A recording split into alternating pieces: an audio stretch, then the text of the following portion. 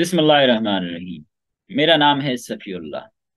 میں آپ کے ساتھ مفتی منیب الرحمان صاحب کا، جو کہ جامعہ نعیمیہ کے بانی اور محتمم ہیں، رویت ہلال کمیٹی کے چیئرمین رہ چکے ہیں کافی طویل عرصے تک، ان کا ایک کلپ شیئر کرنے لگا ہوں۔ کلپ بہت ہی امپورٹنٹ ہے، ایک بہت ہی اہم بات کر رہے ہیں اس کلپ میں۔ پہلے ہم ان کا کلپ سنتے ہیں، اس کے بعد ہم اس پر بات کریں گے۔ چلیے ان کا کلپ سنتے ہیں۔ اچھا، دوسری بات یہ ہے کہ تبلیغی جماعت یا دونوں قسم کی ان کو قبول کیوں کیا گیا؟ اس لیے کہ نظام کو کچھ نہیں کہتے، ظالم کو ظالم نہیں کہتے، قاتل کو قاتل نہیں کہتے، مفسد کو مفسد نہیں کہتے، لٹیرے کو لٹیرا نہیں کہتے، لوگوں کے حقوق غصب کرنے والے کو غاصب نہیں کہتے، سب کو جنت میں لے جاتے ہیں۔ اس لیے ضیاء الحق کے زمانے سے یہ حکمرانوں کا طریقہ ہو گیا کہ آخری دعا میں ضرور جاؤ، لہذا ہیروئن والا، دوسرا تیسرا، سارے کام سود والے سب وہاں موجود ہیں کہ اس دعا میں شریک ہو کر جنت میں جائیں گے، پاک ہو جائیں گے۔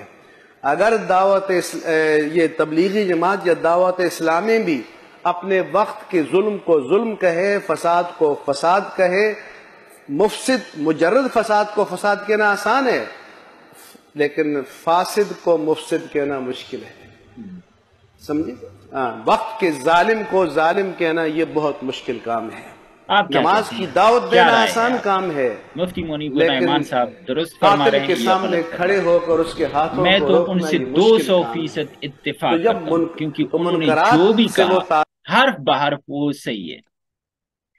مفتی منیب الرحمان صاحب بریلوی مسلک سے تعلق رکھتے ہیں، اگرچہ وہ روایتی بریلوی نہیں ہے، کافی کھلے دل کے مالک ہیں، اور کوششیں بھی ان لوگوں نے کی تھی کہ یہ بریلوی اور دیوبندی قریب آ سکیں، لیکن ناکامی ہوئی دونوں طرف سے، کیونکہ قید ہیں اپنی روایتوں میں اور اپنے بزرگان دین کے اقوال میں قید ہیں، یہ اس سے آگے نہیں جا سکتے۔ بار کہ جو بات وہ کر رہے ہیں یہاں، وہ بات بالکل درست ہے، کیونکہ آپ دیکھیے یہ تبلیغی حضرات جو ہیں یہ تو پورے ملک میں پھیلے ہوئے ہیں، ان کی اچھی خاصی تعداد ہے، اس کے باوجود ان کا امپیکٹ نظر نہیں آ رہا۔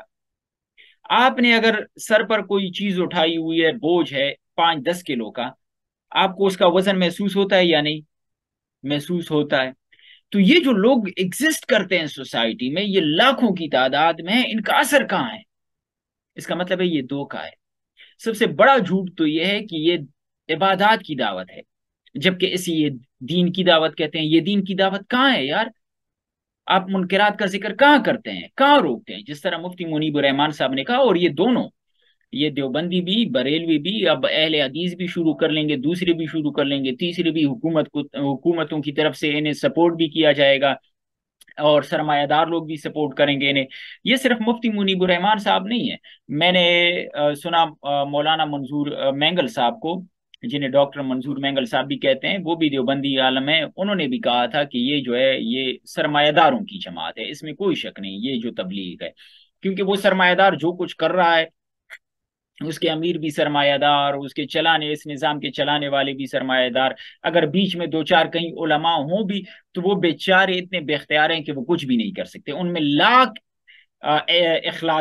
اخلاص ہو، وہ اپنے اخلاص کے باوجود بھی کچھ نہیں کر سکتے۔ آپ دیکھیے صحابہ کرام رضوان اللہ علیہم اجمعین، سیدنا محمد صلی اللہ علیہ وآلہ وسلم، کیا ان سے زیادہ ہم میں اخلاص ہو سکتا ہے؟ کیا ان سے زیادہ تقویٰ ہو سکتا ہے ہم میں؟ کیا ان سے زیادہ قربت ہو سکتی ہے ہماری اللہ تعالیٰ کے ساتھ؟ لیکن صرف دعاؤں سے، نماز سے تو کچھ نہیں ہوتا نا، آپ نے حد بھی نافذ کرنی ہوتی ہے، اور یہ اس کے لیے کوشش نہیں کرتے۔ ایک حدیث کا مفہوم ہے کہ ایمان کی علامت یہ ہے کہ جب کوئی برائی آپ دیکھیں تو ہاتھ سے روکیں، ہاتھ سے نہیں روک سکتے تو زبان سے برا کہیں، زبان سے نہیں کہہ سکتے تو کم از کم دل میں تو برا سمجھیں۔ یہ اس تیسرے درجے میں بھی نہیں ہے، کیونکہ یہ دل میں بھی برا نہیں سمجھتے، اگر دل میں برا سمجھتے تو کہیں نہ کہیں اس کا ذکر زبان پر آ جاتا، لیکن ان کے سامنے، ان کے ارد گرد یہ سرمایہ دار، یہ غاصب، یہ قاتل، یہ ڈاکو، یہ لٹیرے، یہ ریپسٹ، یہ ان کے ارد گرد ہوتے ہیں، ان کے ساتھ جماعتوں میں گھومتے ہیں، دعائیں مانگتے ہیں، تسبیح پھیرتے ہیں، نمازیں قائم کرتے ہیں، کسی کو کوئی پرواہ نہیں ہے، جنت سب کما رہے ہیں، جس طرح مفتی صاحب نے کہا کہ بس آخر میں دعاؤں میں شامل ہو جاؤ، جنت کما لو، آپ نے جو کچھ کیا ہو، آپ کو ٹکٹ مل جاتا ہے فری میں۔ تو یہ نظام 1000 سال بھی اگر چلتا رہے، 1000 سال بھی، قسم خدا کی، میں قسم خدا کی اٹھا کر کہہ رہا ہوں، یہ اسلام کو نافذ نہیں کر سکیں گے، یہ عبادات تک ہی محدود رہیں گے۔ 100 سال میں اگر اس نظام نے کوئی رزلٹ پروڈیوس نہیں کیا تو آگے بھی یہ چلتا رہے گا، اسی طرح چلتا رہے گا، ظلم غالب ہوتا رہے گا۔ یہ بس اسی طرح ہے کہ کبوتر کی طرح کے بند کر لیں گے اور کہیں گے کہ ہم تو بے گناہ ہیں، بے قصور ہیں، ہم نے کیا کیا ہے، ہم تو اس ظلم میں شریک نہیں ہیں، لیکن آپ کی یہ خاموشی بھی ظلم کے تعاون میں شمار ہوگی۔ میں تو مفتی صاحب سے اتفاق کرتا ہوں، آپ اتفاق کرتے ہو یا اختلاف، کمنٹ سیکشن میں ہمیں بتائیے گا۔